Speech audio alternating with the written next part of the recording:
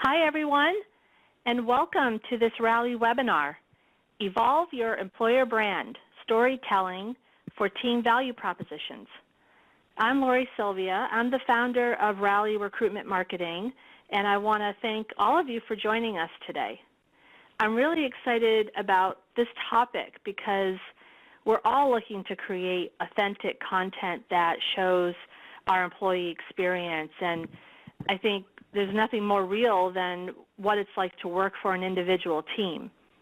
Our three panelists today will challenge us and also, I think, inspire us to think about employer branding at the team level, and they'll show some compelling content that brings team stories to life.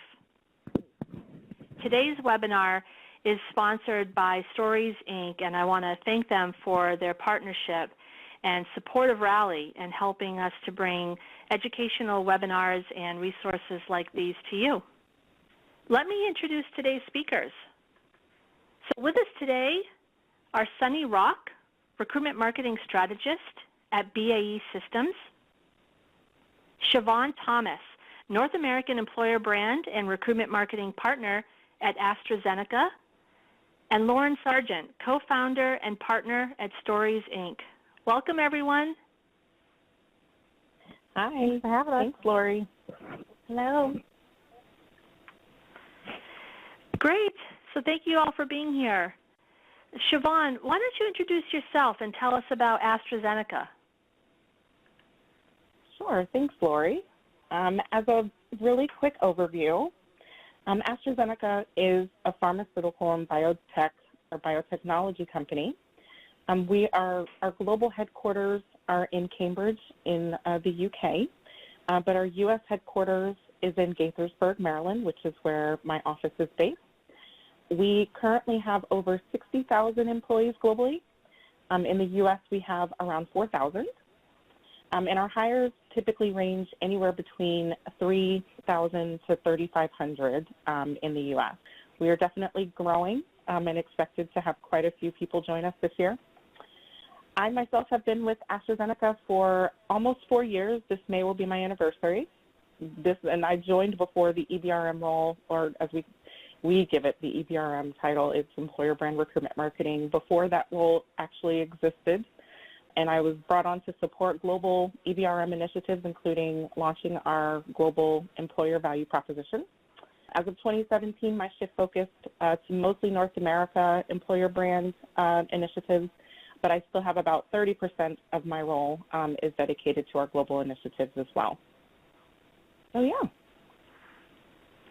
Thank you. Thanks for that introduction, and thanks very much for being here. Sunny, please introduce yourself and tell us about BAE Systems. Hi, everyone. My name is Sunny Rock, and I am the recruitment marketing lead for the platforms and services sector at BAE Systems. I've been with BAE for about 9 years, and I've been in a recruitment marketing role for the past 3 years. To give you a little bit about BAE, we are a global defense, aerospace, and security company, and we have approximately 80,000 employees worldwide. But BAE Systems, Inc. is considered North America, and we are headquartered in Arlington, Virginia, and we have about 32,000 employees, and we are primarily in North America, and platforms and services sector, which is where I work, we make up about 11,000 of those employees. Great. Thanks, Sunny, for being here. Lauren, please introduce yourself and tell us all about Stories, Inc. You got it. Hello, everyone. I'm thrilled to be here. I'm Lauren Sargent. I'm a co-founder at Stories, Inc. And before starting Stories, Inc., I was a recruiter for about 8 years. And our company does two things really well. The first thing we do is we uncover stories from employees that communicate universal or team culture. And then we create content libraries using those stories. So our clients use this content to build candidate-facing channels like career sites, landing pages, social media, review site, profile pages, anywhere where candidates are looking for insight into your organization. And I'm really excited to be here and to share the work we've done with Siobhan and Sunny with the Rally community. Thank you. Here's what you learned today. we will cover how to collaborate with business partners to tell their team value propositions to directly support recruiting efforts, what candidates want to know about teams, and how that's different from your corporate messaging. Examples of compelling content for teams, business units, and locations. How to ensure your TVPs align with your EVP and tell a consistent employer brand story. And finally, live Q&A with our speakers. I thought we should get started with kind of two questions. The first one is, what is a team value proposition? And the second is, what do candidates want to know about teams? So I'll go ahead and answer the first one. A team value proposition is what's unique about working on a specific team, business unit, or location. It's really the people, culture, the environment, what projects and customers they work on, how they work together, and also the common language that they use. I think the bigger the company, the more important it is to tell team stories, because each team has its own way of working, and this might feel totally different from headquarters and the corporate view. But also, if you're in a small to mid-size company, starting out at the team level could be a great way to get started with employer branding, because I think it can align you to helping your business unit leaders and your hiring managers to solve a specific recruiting challenge. Lauren, in your experience, what do candidates want to know about teams that's different from what they might want to know about the company overall? Yeah, that's a really good question. I think there are some similarities. Everyone always is looking for insight into culture, but specifically within a team, they wonder if they'll fit in with that team. So there's a study that was recently done by LinkedIn that surveyed over, I think, about 15,000 people, and they asked, when you're a candidate, when you're looking for something new, a new job, what are the things that you're considering? And 42% of those people responded saying that they wonder if they'll fit in with the team specifically. And so I thought that was really interesting. 42% also said they wanted to know about mission, culture, and values. So just know that they were talking about teams specifically. And the absolute best way for candidates to get this insight is to hear from and meet and see the people they'll be working with every day. So not just a person like them, which is important, but the specific team that they'll be working with. And not just testimonials. So we're talking about actual stories about what projects team members are working on, what their personal interests are, and what the organization has done for them. So the specificity, to get that specific example is key. So the interesting thing is we usually give candidates detailed team information in an in-person interview, because we all know it's really important. And in that in-person interview, that's when they're meeting team members for the first time. And that's like 3/4 of the way through the process. So knowing that candidates are concerned about this, and they're using that as evaluation criteria of an opportunity, you could really improve your candidate experience by giving the candidates what they want earlier in the process, and share that team-specific content with them early, like way before the interview. And not only would this give, better information to opt in and out of the process earlier, which we all know is really good for the candidate and really good for the company for lots of reasons, but there's also not a lot of there's not a lot of this type of content, this team-based content out there that's very specific. So that's a real opportunity for, I think, recruitment marketers and employer brand professionals to differentiate themselves and also to the candidate by branding at the team level. And so as I mentioned, 42% also say that, they want to know about the company's mission, vision, and values. And I think you can easily do both with your team content. And I'll show examples of how, we've tied team content to company values later in the webinar. So, but I think that team content can still do a lot for you outside of just communicating the TVP. Great, thank you. All right, so let's see what this looks like in action. And the first person who will do that is Siobhan Thomas from AstraZeneca, and she's going to tell us the story of the biopharmaceutical development team, which is part of the biotech arm of AstraZeneca named MedImmune. So Siobhan, take it away. Sure, yes, biopharmaceutical development, that's a mouthful. But to give you a little bit of background, the biopharmaceutical development team was a part of, well, they are still currently a part of MedImmune, which is the biotech arm of AstraZeneca. They requested a brand initiative to support their ongoing recruitment challenge of trying to maintain a pipeline of attractive candidates. We are always looking for science and research talent, but the candidates that we attract don't often know what the experience is like, and they didn't really know about this particular department, biopharmaceutical development. People have the background and the skill, but there was a great opportunity here for us to talk about what the work experience was like, because we know that the typical candidate who wants to join a biotech company versus big pharma, they want to know all about the background, the research, the science, the people. That's what they're attracted to. And we really hadn't had a chance to tell that story. But we were able to showcase this team as part of kind of that bigger MedImmune culture, which was, again, the biotech science arm of our larger organization. But the BPD team itself, their function, what they do is all about what MedImmune, really talks about, which is being about the science and the people who are doing the science. And this was a great opportunity for us to really showcase that. So the team approached us within talent acquisition with a work stream where they were looking to really optimize their recruitment process for their team. They were looking at everything from how they were interviewing candidates, where we were finding candidates, and how we were onboarding candidates just for their particular sector.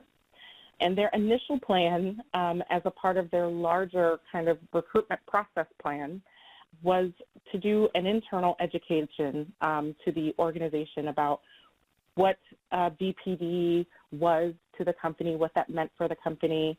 And then they also talked about doing a testimonial video where they all talked about their jobs, all very corporate, which is what we suffered from. We suffered from having so much corporate content and not enough to go out into the market to really attract the right candidates. So I helped shift some of the thinking of the team and let them know that this might be a great opportunity for us to brand them as a part of the organization, as one team, as part of MedImmune, but to showcase their culture, because this team had a very specific culture, and they were proud of that.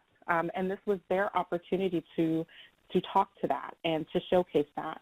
So I did a little bit of digging and showcased some examples of other organizations who had done this, or other videos where it talked more about the culture versus the larger organization. Again, their initial thought was immediately to talk about MedImmune as a big organization and what it meant to come and work at MedImmune. But there's a part of the story that was missing, which is what does it mean to come and work in BPD as part of MedImmune. So once they kind of got it, it was, we finally flipped the switch on and the light bulbs went off in their brains and they said, we want this. We definitely want an opportunity to show external candidates, and we think this is a great opportunity for us to think about how we're attracting the right person to come and work within our group. And it allowed actually for easier sign-off, because we were able to go straight to their leadership team and say, we're going to do a brand just for you, for your team, and this is what you're going to get out of it. As I mentioned earlier, all of our assets were very corporate, and they were always from the leadership's point of view. So us focusing in on this particular team gave us, really the opportunity to tell the real perspective from a real employee's point of view. So we agreed on a couple of deliverables. We knew that we wanted a place to drive candidates. The team knew that they wanted employee interviews, and they wanted a quote-unquote testimonial video. The team was very instrumental. I worked with them directly again because they work with their coworkers very closely. This was a team that was very close-knit, but I helped to provide guidance on who were the types of individuals that we wanted to tap to do interviews and to gather some insights in order for us to arrive at, some common concepts about what this team, what it's like to work at this team, et cetera. But they also were they had a lot of ideas about what it was that they wanted. So I helped to kind of guide them in the right direction. This was a team that was very active. This is a very science-directed team where they do nothing but hypothesize all day. And they even came to me with a mocked-up version of what they thought a landing page should look like, as well as a script for a video. And it was very rote for rote, very corporate-driven. And I helped them to incorporate more of the cultural discussion, within their initial thinking. And we moved forward with a final proposal and got leadership's approval for budget and for the overall project. In the end, I helped to coordinate with our corporate communications team to make sure that our employer brand message and all the common concepts that we arrived to via all the assets that we produce were consistent with the MedImmune corporate messaging, but had a different spin on them. And again, the team, came forward with their recommendations for who they wanted to participate and how. The project itself was actually funded by this particular team, as I mentioned. It was a bit easier to get budget sign-off because we didn't have to go jump through several hoops to go to several different teams to fund. And this was something that they could take away from and be proud of. But they funded it, and we, as recruitment marketing, owned it. So we were able to really set the direction forward. And then we set the date and time for video and interviews, et cetera. And next is what we actually produced. So we ended up, what we ended up creating, we were able to take away a few key themes from the interviews. There were no preconceived notions before going into this project with this team.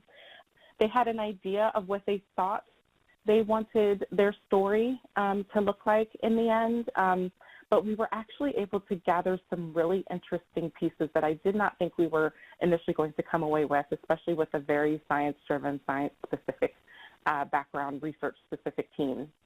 But we were able to come away with very key themes for this team, including collaboration, which was a big piece. They talked a lot in their interviews about being able to collaborate amongst their team members and then individuals that work in other functional areas within biopharmaceutical development. And that was very key kind of across the board. They also talked quite a bit about their love for science. We always assumed that because these individuals had, that science background, that they were able to talk to the science, but what we were able to pull out of them was that they actually did really love their jobs. They loved doing this every day, and it showed in both their interviews when they spoke about it and then the stories that they told about having the impact that they did and really feeling like they contributed to patient health at the end of the day and that they were actually doing work that was saving lives, and it was amazing. And then the last but not least, we were also able to pull out that they felt a camaraderie between each other within the team. They actually enjoyed hanging out with each other, which we don't always find amongst all of our teams. But this particular team was they talked a lot about hanging out after work and social groups that they had created. At AstraZeneca in our Gaithersburg campus, we have several different rooms. Like we have a video game room. We have a room where you can play table tennis. We even have nap pods. They talked a lot about doing that stuff together and enjoying the time that they spent with their coworkers and getting different perspectives. So we were actually able to create from the concepts that we arrived at and from those interviews and the insights that we gathered. We created a recruitment landing page for biopharmaceutical development, and that talked to the why, the who, the what.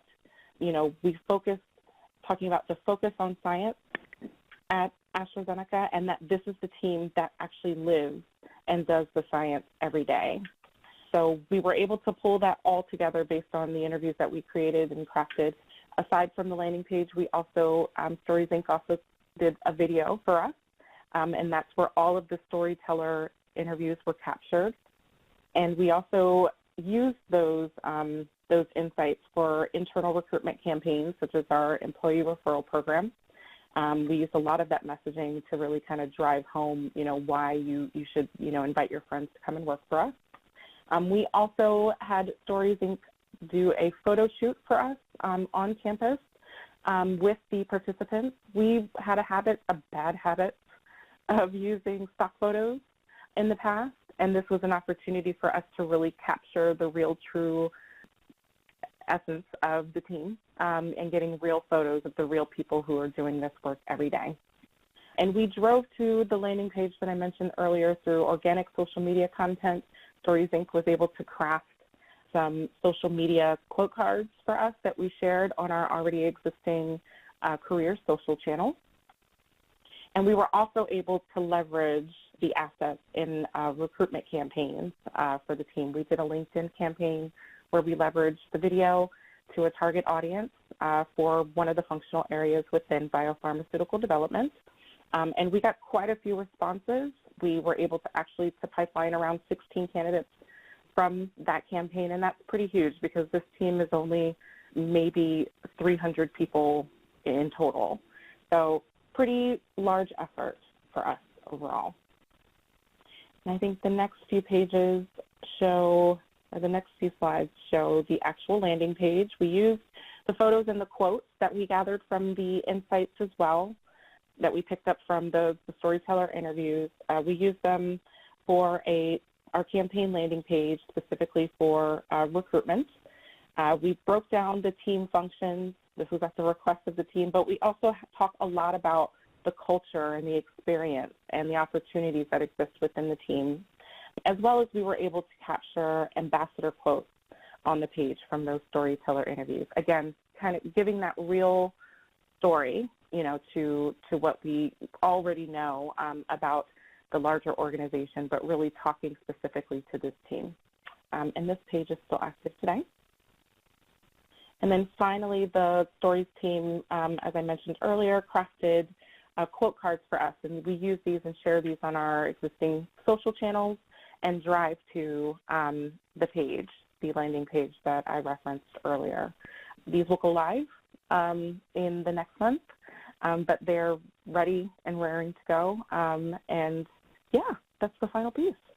One takeaway that I heard after everyone saw, I showed the video, I did a couple of test groups, showed it to a few other teams within AstraZeneca. I shared it with the leadership team for the biopharmaceutical development group, and every single group had the same takeaway, and it was, wow, I wish I worked in that team. All of the work was very well received by both the BPD team, their leadership team, HR, communications, et cetera. I seemed to get, you know, a very similar reaction kind of across the board. It was almost a tearjerker watching people talk and love, you know, what it was that they do on a daily basis. We're also considering additional recruitment marketing campaigns to showcase the assets that we've already created. The team feels like they have a true story to tell, and they've been going to events, showcasing and driving to the landing page as well, and now they have talking points when they're talking with potential candidates. And we're also now talking about a phase 2, including employees in other locations that work in biopharmaceutical development. So all in all, a great effort and a great project. I want to say congratulations, Siobhan, because it sounds like you really had to coach and guide the team during this process, and your expertise really comes through. Thank you. Yes, it was a lot of coaching and guiding, but I think now we have a product that we're able to show other teams and showcase and say, you know, this is something that you might want to consider, especially if you're looking to bring people in to this specific group. So it's been great to have. I have a feeling you're going to be in hot demand very soon. So thank you for sharing that story. All right, so our next presenter is Sunny Rock from BAE Systems, who will share how they told the story of their skilled trade workers. So, Sunny, take it away. Thanks, Lori. Just to give you a little bit of background about our project, like I mentioned before, I work in the platforms and services sector, And we're a little bit different than some of our other sectors that focus more on engineering and technology. So in our sector, we do the big stuff, like the armored combat vehicles, we do naval guns, naval ship repair and modernization. We do artillery and missile launching and body armor for our service members. So as you can imagine, this means that we're about 60% manufacturing, and it pretty much is our critical hiring needs, at least the majority of it. We're looking for skilled trade employees. So our sector was lacking the authentic content that we needed to reach our manufacturing audience, and it often resulted in like just general we're hiring ads, which didn't go over so well. So we were missing the opportunity to share our story on how our employees were building the future of defense and helping to keep our warfighters safe. So to kick off the project, we wanted to capture some employee stories across our sector. This meant identifying what job roles we needed and from which locations that would best represent our sector, and we needed to create a project team to get it done. The project team that we created consisted of subject matter experts from HR, communications, and security, and we identified 3 locations from different parts of our business. Then I kicked off the project by sharing with the team like our objectives, what we wanted to get out of it. We were lucky enough to have some previous content, so I showed them some content examples from our company-wide photo shoot and a detailed project list of actions and requirements and like roles and responsibilities. So as we went forward and moved on to the employee selection process, I kept getting a little bit of pushback from the team about, you know, who we were going to have in the skilled trade roles, the actual employees. And there was some concern on how our skilled labor force would come across as an external voice of the company. If I'm being completely honest, there was a few moments where I was just doubting, you know, what was the right direction to take. You know, I kept thinking this was a big project, we had a big budget, and this was pretty much a new territory into the skilled labor force, getting the voice of the skilled trade employees. You know, I was working with teams that were local to the sites, and, you know, I wondered if they, you know, had a better idea of what, you know, their employees would say, if they knew their employees better. Then on the other hand, you know, I knew we needed the authentic perspective on the local environment and the work that we did and how we did it. So I reached out to our head of recruitment marketing for all of BE for a quick gut check, and she reinforced what I believe to be true, that we absolutely needed to hear from the employees firsthand, not the managers, as what was being proposed. So I went back to the team, made a case of that recruitment marketing content is not the same as corporate speak.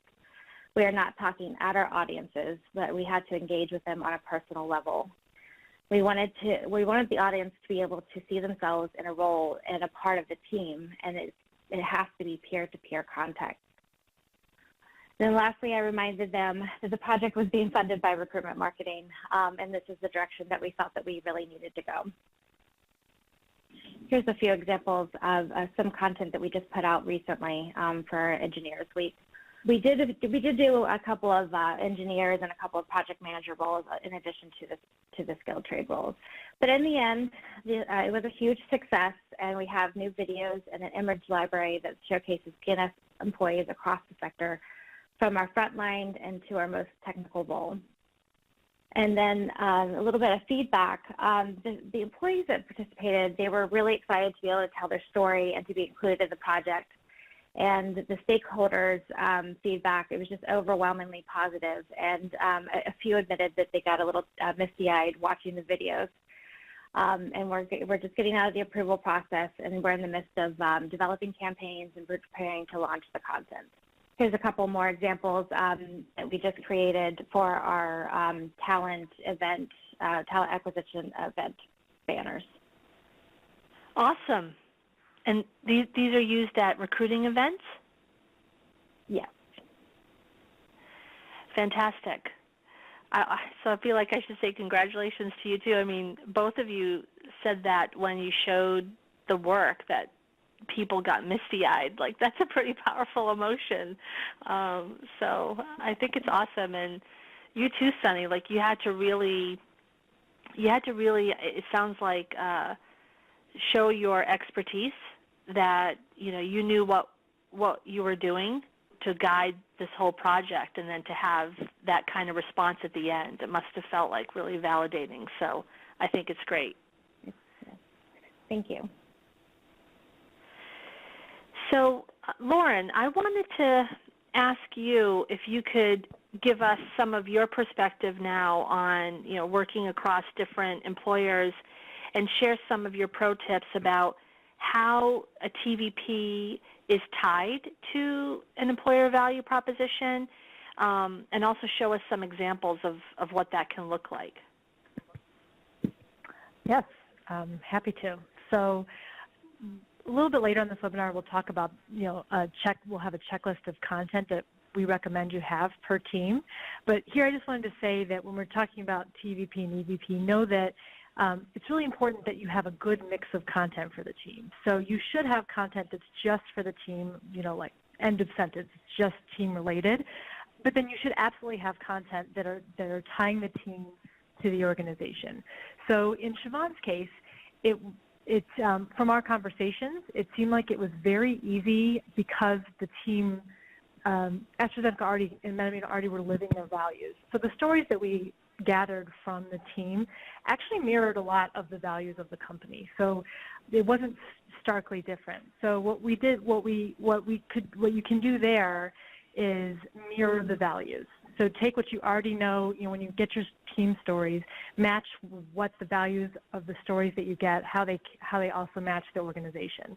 And then the second way, which Sunny's project was really great, was a really great example of, is if you should also take the team stories and connect them to the purpose, mission, the values of the company. So how does that team execute on the mission of the company, and how are they tied to the purpose? So you could have a standalone story about the team, but then at the very end connects very clearly to what the organization is all about and why they do that work in the first place. So I'll show you quickly some examples of that.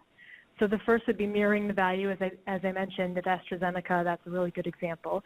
So we heard this really great story from Aimee. She's a scientist at AstraZeneca.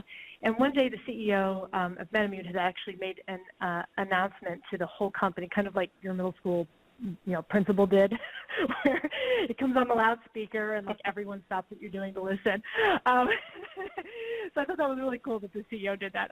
But he had just learned that a product that the BPD team had worked on for years was approved. And so we heard this really great story from Aimee, and what she said, I'm taking quotes from the interview transcript. It was joy. We were so, so proud. Our team stopped working in the lab. We were crying. We were amazed. We were saying things like, wow, we made it. And we were all jumping, hugging each other. People even started screaming. We were so happy. And to know that a product we started, that we fought for, made it through and got approved, and patients will get it, that was amazing. It's extremely rewarding. Our team had a big party right away. We even had T-shirts made with the product name on it. So that was a really great story to hear about, how a team celebrates success. But then she went on to say how the organization at large also celebrated that success. So she said, AstraZeneca asked every scientist who ever contributed to this product to put their initials on a wall, not just our group. And you can see throughout those years, so many people have worked on the project. And the company came together to celebrate that success and that product, and that day we celebrated as one.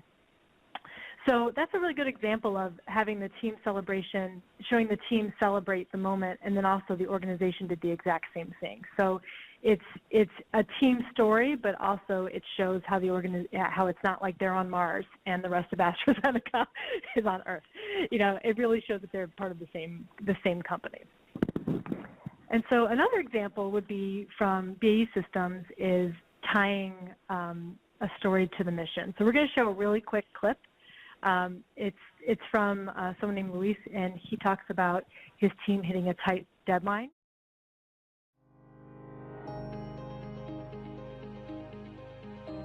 It was June of 2013 that we received a contract, and the budget was extremely aggressive. The schedule was 12 months. Everybody was telling us it's crazy. There's no way your team is going to be able to accomplish this. I mean, everyone sort of woke up that we can do something about the fact that our men and women are being killed. are being injured. And let's put our heads down and get this done no matter what it takes. I mean, a few extra hours on our side is nothing compared to the sacrifice that they're making. And it was just an incredibly proud moment to be able to give that system a year later and within budget.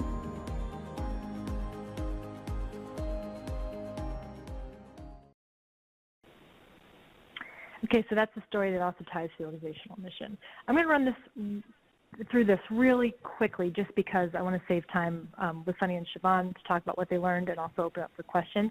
So know that this will also, examples of what I'm about to talk about will be sent to you in your inbox.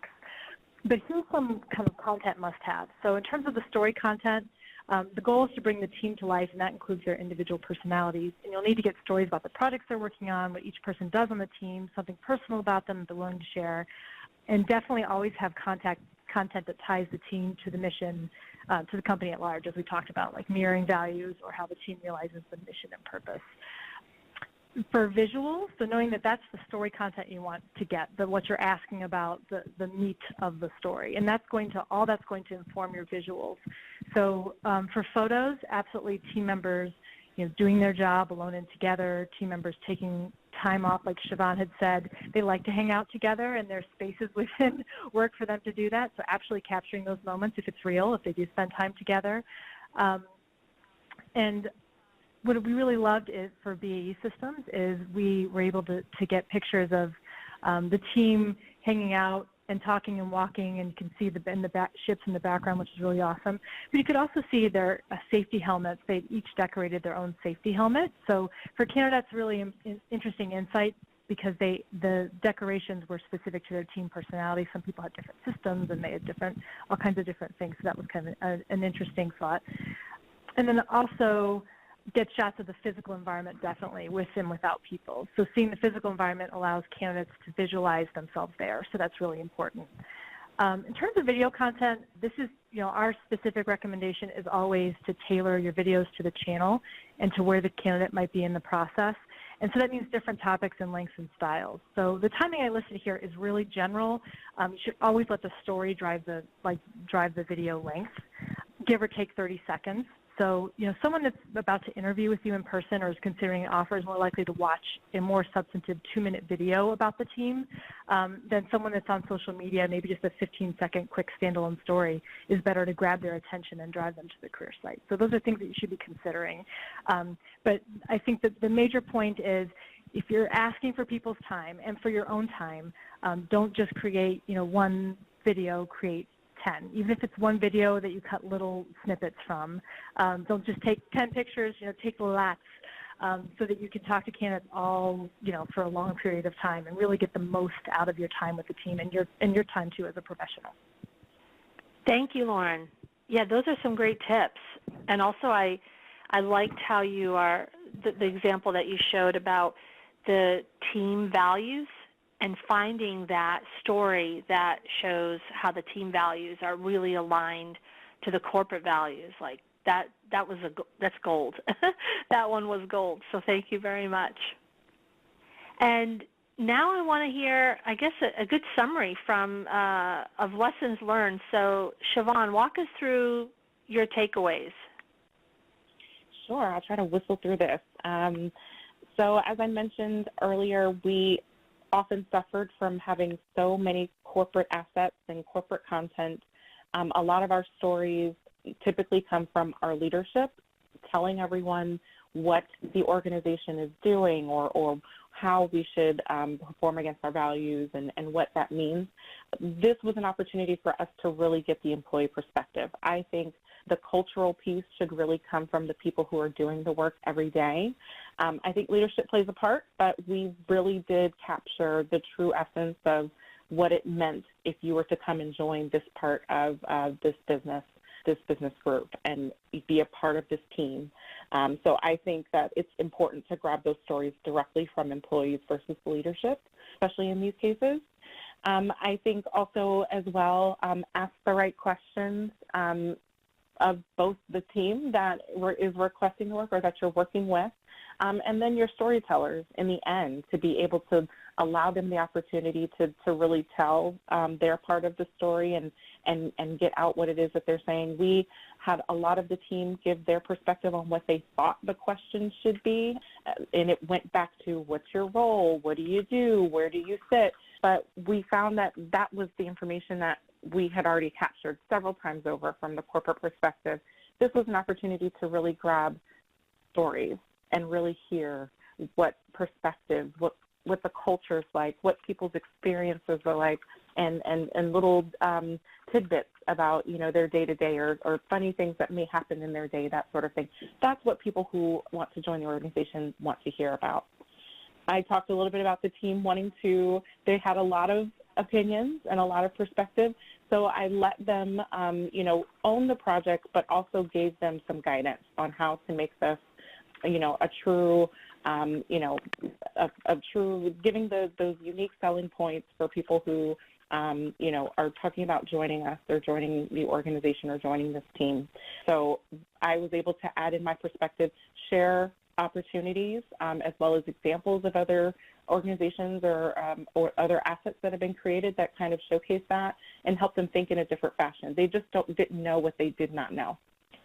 And then I will for sure say this was an opportunity for me to definitely take advantage of this opportunity. This particular team, like I said, had an idea of what they thought they needed, but once I heard what they were trying to get to in the end, and that was to attract candidates, we really did change the scope of this project to make sure it was employer brand focused.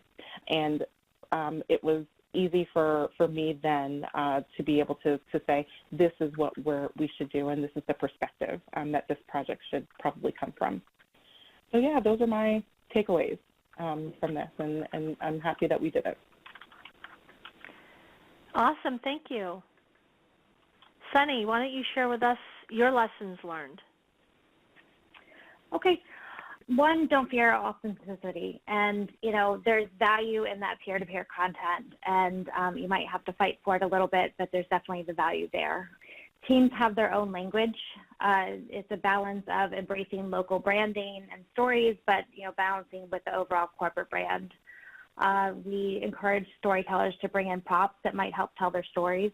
We had pictures of military families, you know, generational. We had graduations from apprentice programs. In a previous photo shoot, we had somebody who was a flamethrower or something, and they brought in that.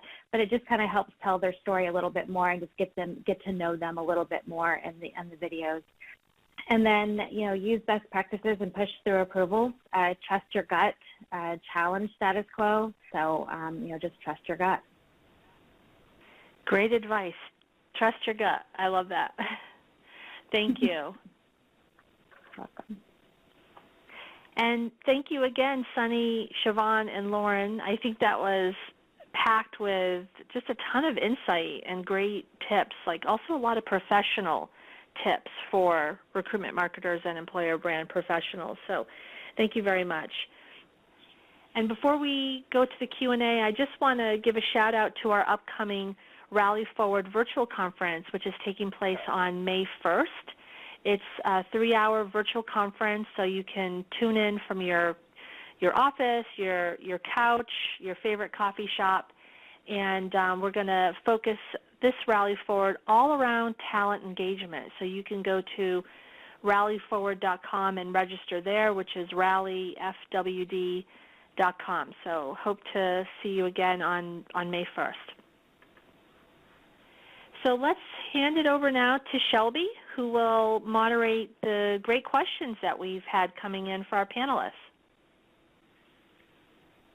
Thanks, Lori. First, I'd like to start off with a question for Siobhan. How did you select employees to feature in your TVP efforts? Sure.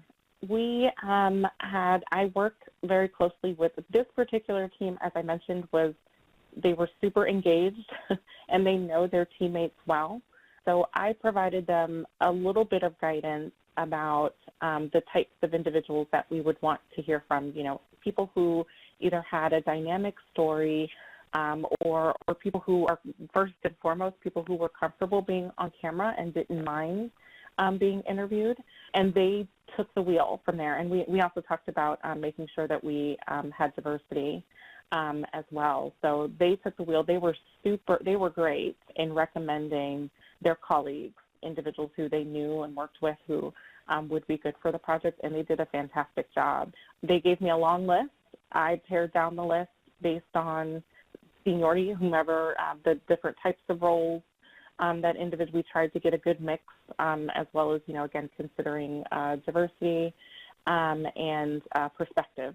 So it really was not hard to get the volunteers to participate. It was honestly just paring down the list and making sure that the individuals that we selected were available the day that we wanted to film.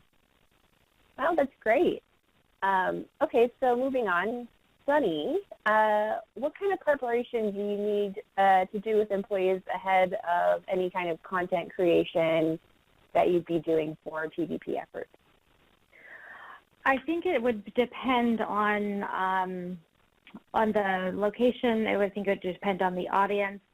Some of our sites, they just had, we had a call. We had, obviously their managers would reach out to them. Local communications team would meet with them, and then of course they had the prep call with stories. And but with our skilled trade audience, because it was such a I guess process or topic, there was a few more prep calls or prep meetings with them to talk about, making sure that they had the questions in advance to think about the team.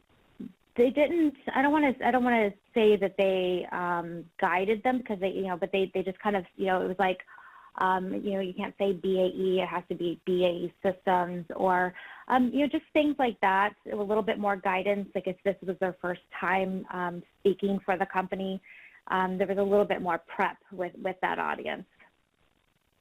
Yeah, that makes sense. Okay. So, Lauren, how long would you say a team project like this might take? So typically, it would take anywhere between 4 to 8 weeks, depending on team schedules. So typically, the way our process works is that once we have a kickoff call, we work with our clients to pick the people. They definitely pick the people, but we may advise, similar to what Siobhan was saying, just keeping in mind different perspectives and just what the slate of storytellers, who they should be.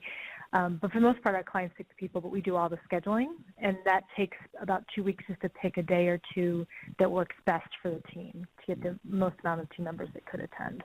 And then from there, after the interview day, we transcribe all the interviews, and then we typically pitch themes or storylines to our clients to get feedback, and then we show drafts in a pretty iterative process. So that process usually takes about 2 to 3 weeks overall. So the total amount of time takes about 4 to 8 weeks, depending on storyteller availability, because we do that scheduling. Okay, so I'm going to actually switch to a different format where we've had a couple questions come in where I think either Sunny or Siobhan can answer them, or maybe both of you have something to say about it. So the first question is, have you created an overall EVP statement for your company to tie your employee testimonials back to? So either one, Sunny, Siobhan, you can feel free to jump in. Yep. We do have an overall EVP statement, for the corporate, standpoint. We are still working on localizing that, but we have our big buckets, and so we drafted questions around that, and around, luckily we already had a photo shoot before, and so we wanted to follow a certain theme. We used, employee survey, information as well, but then we worked with the local teams to edit the questions that would pertain to the local employee population. Yeah, that's very similar to our structure as well. We do have an overall EVP, but again, we're still working to localize. So our EVP is actually very it's very connected to our company values as well. So all of our pillars that we covered in our EVP from the EVP research that we did, they're connected directly to each of the values for our organization. Really hard to explain without showing you a visual. But we base our employee testimony and a lot of the questions on those same subjects, the values, et cetera, and the pillars in our EVP. And our employees actually, especially with BPD and at MedImmune at the time, they know and live those values every day. So they came out in our stories that we got from the storytellers in a very authentic fashion. It almost seemed like they were prompted, but they weren't, because this was actually what they lived and breathed every day. So, yes, to answer your question, we do have an EVP, and we connected that back to the questions that we asked. Right, that's great. That's amazing to hear. Okay, so what's your advice for getting buy-in from company leadership about having a strong employer brand and recruitment marketing program? Oh, that's a really good question. So my advice would be to always there's a lot of great statistics out there that are true that point to the value of brand, not only just in talent metrics, which are very, very important, but how your employer brand actually impacts your business overall. So if you are needing buy-in, not from corporate leadership about why brand is important, that's where I start, where it's saying, no, actually, if we have a really terrible candidate experience, which affects our employer brand, that affects our customer perception, which impacts our sales. So there's a lot of really interesting metrics that you can tie to having a strong employer brand. Of course, in our world, in terms of TA and the war for talent, having a strong employer brand is really, really important. And there's a different argument I would have, different facts I would bring out if that was the thought there. Yeah, that's great. That's great advice. Okay, so we are out of time. Thank you, everybody, all for answering the questions, and I'm going to hand it back to Lori. Thank you, Sunny, Siobhan, and Lauren, and thank you also to our sponsor, Stories, Inc., for helping to bring this webinar to you. I hope everyone has a great day, and we'll be watching for your team stories. So thank you. Thanks, everyone. Thanks for having us. Thank you. Thank you. Bye-bye.